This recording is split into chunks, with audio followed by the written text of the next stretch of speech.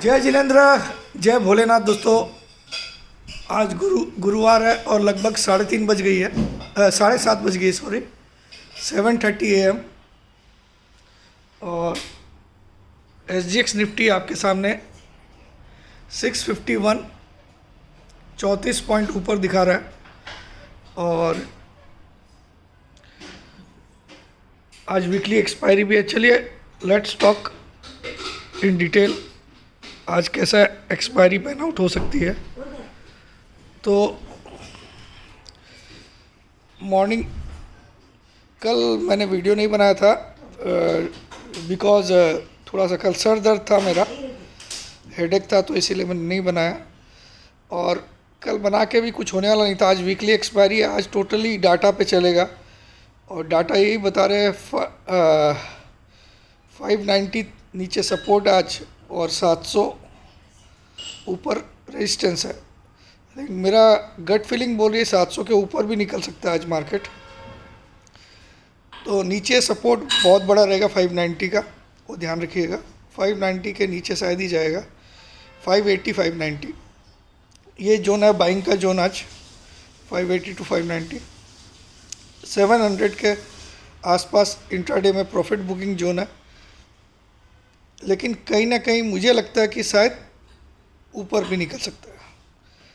अब रही बात, कल मैंने आपको बहुत अच्छे से समझाया था बैंक निफ्टी में 10 EMA कहाँ है और बैंक निफ्टी कहाँ है। 10 EMA था 36,500 पे और बैंक निफ्टी चल रहा था 34,980 या 90 के आसपास। तो मैंने 35,040 के आसपास। तो मैंने बोला था यहाँ से ख़रीद लीजिए, एक बार 36,500 आपको 5-6 दिन में ज़रूर मिलेगा। तो उसके बाद जो आज कल नीचे से जो बैंक निफ्टी ने 500 पॉइंट की रिकवरी या 600 पॉइंट की रिकवरी आपने देखी होगी, और निफ्टी में भी ज़बरदस्त रिकवरी आई थी। तो अभी का जो माहौल है, बहुत लोगों को लगेगा कि वार है, खेल ख़त्म। खेल कुछ ख़त्म नहीं हुआ, वार का खेल ख़त्म हो चुका है। अब ये वार कितने दिन चलता है बस ये देखने लायक है, और कुछ नहीं है। इससे जितना इम्पैक्ट आना था वो आ चुका है। हमको वार से ज़्यादा तो खतरा हमको क्रूड ऑयल की प्राइसेस से है। वार से 100 गुना ज़्यादा खतरा हमको क्रूड ऑयल प्राइस से है। वार से हमारे देश को कोई लेना देना नहीं है। वो रसिया मरे चाहे यूक्रेन मरे, हमारे को कोई फ़र्क नहीं पड़ेगा। फ़र्क पड़ेगा क्रूड ऑयल की प्राइस से। क्रूड ऑयल प्राइस, कच्चा तेल इतना महंगा हो रहा है, वो कल $114 पहुंच गया। हमारा देश का जो इंपोर्ट बिल आता है उसमें 25% क्रूड ऑयल रहता है। पूरे देश का जो इंपोर्ट बिल है उसमें 25% क्रूड ऑयल का कारण से आता है वो बिल। तो क्रूड ऑयल जितना महंगा होगा हमारे को उतनी चोट पड़ेगी। और पिछले कुछ दिनों में तो लगभग $25-30 भाग गया है पिछले कुछ दिनों में। तो हर $10 पे सरकार को बहुत बड़ा 10 लाख करोड़ का घाटा लगता है, हर $10 पे। तो कई तरीके से हमको देखना पड़ेगा इसको। लेकिन ये क्रूड ऑयल की तेज़ी क्या फंडामेंटल है? This is not fundamental, this is purely sentimental कि वार है। रशिया तेल का बहुत बड़ा उत्पादक है, तो वहाँ से सप्लाई कंसर्न्स आएंगे, उसके कारण से बढ़ रही है। लेकिन वंस जैसे ही वार का सॉल्यूशन होगा, क्रूड ऑयल सेम डे आपको मैं दिखाऊंगा $10 गिरते हुए। $8 से $10 तो सेम डे गिरेगा वो। और वो दिन आज भी हो सकता है, कल भी हो सकता है।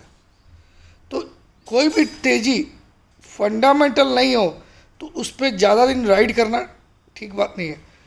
अब कुछ लोग बोलने लगे $125 आएगा, कुछ बोलने लगे 140 भी जाएगा। अरे भैया, बोलने को क्या, पहले जब 70,000 चांदी आई थी आज के 8-9 साल पहले, तब लोगों ने बोलना स्टार्ट कर दिया था चांदी तो बस अभी 1 लाख हो जाएगी, 1.5 लाख। फिर अभी इस साल सब ने बोला था 21 में 1.5 लाख दिखेगा चांदी, है ना। 22 आ गया भाई, कोई 1.5 लाख नहीं है ना 1 लाख आया। चांदी वहीं खड़ी है, अभी तो 70 के नीचे ही खड़ी है ना।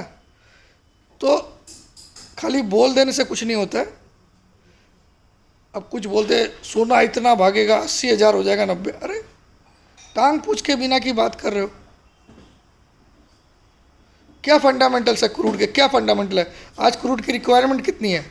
आज जगह जगह इलेक्ट्रिक व्हीकल आ गए, क्रूड तो कुछ दिन बाद मुझे लगता है $40 में कोई ख़रीदने वाला नहीं मिलेगा। ये मैं आपको 6 महीने का दावा करता हूँ, विद इन 6-7 मंथ्स आपको दिखाऊंगा $50 के नीचे इसको ख़रीदने वाला नहीं है। ये प्योरली सेंटीमेंट क्रिएट किया गया है, ये फंडामेंटली नॉट स्ट्रॉन्ग। तो सेंटीमेंटल चीज़ कुछ दिनों के लिए आपको तकलीफ दे सकती है, fundamental is always a long lasting. So crude में मैं शॉर्ट करना चाहूँगा, ना कि लॉन्ग, ठीक है। हाँ, सोना obviously is a safe haven buying बोल सकते हो।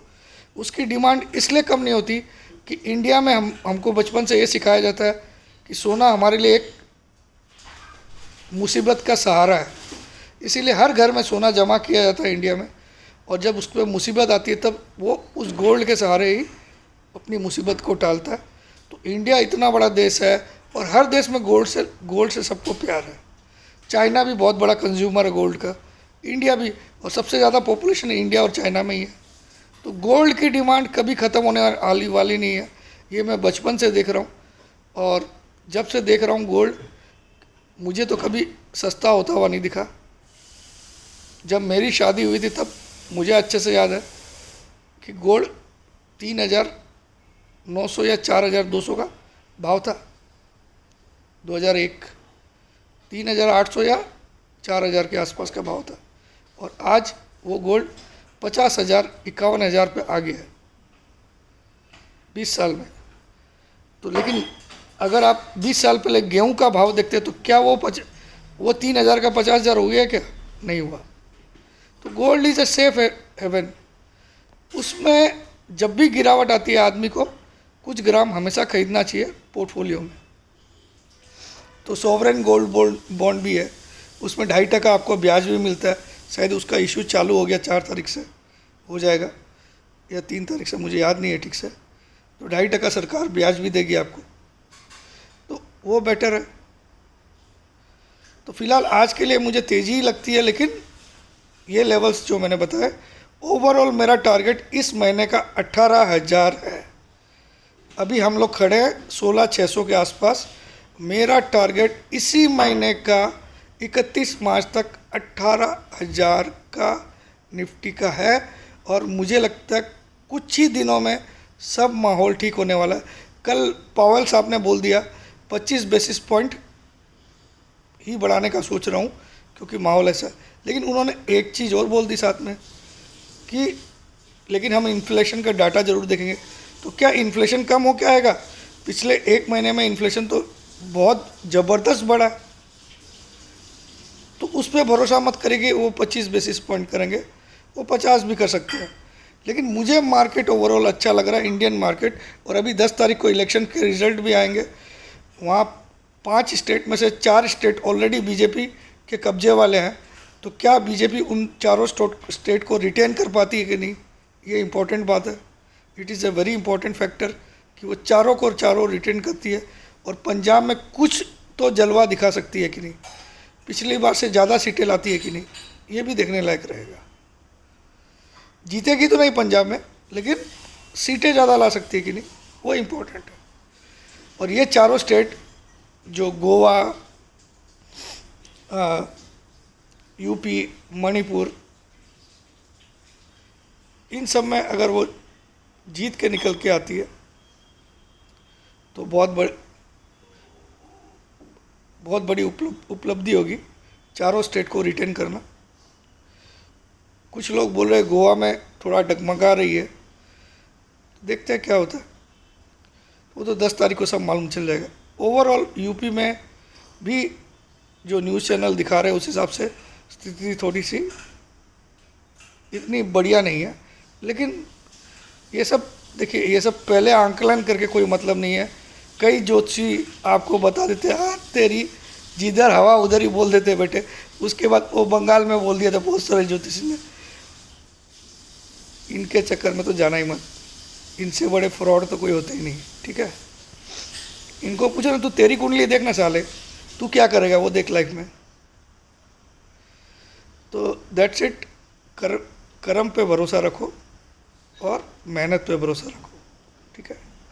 ये सब कुछ भी नहीं होता ज्योतिष।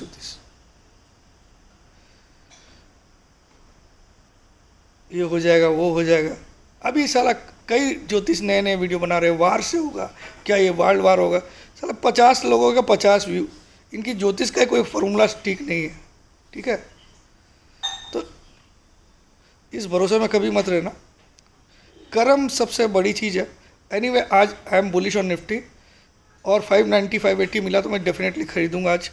दैट्स इट, आज के लिए इतना ही। बाकी मैं बड़ी तेज़ी में हूँ, मैं मंदी में नहीं हूँ, और मैं इस मंथ में 18,000 प्लस आपको दिखा के रहूँगा, ये वादा है।